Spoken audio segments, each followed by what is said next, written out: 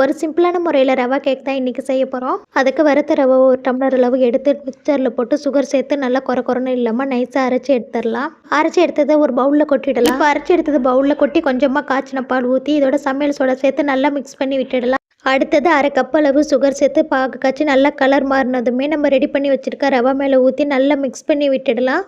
இப்போ இதோட vanilla essence ஊற்றி 5 நிமிஷம் ஊற வச்சு எடுத்து உப்பு போட்டு நல்லா மிக்ஸ் பண்ணி விட்டு இருக்கிற நட்ஸ் எல்லாம் அப்படியே தூவி விட்டு அடுத்தது ரெடி பண்ணி வச்சிருக்க ரவா எடுத்து ஊற்றிடலாம்.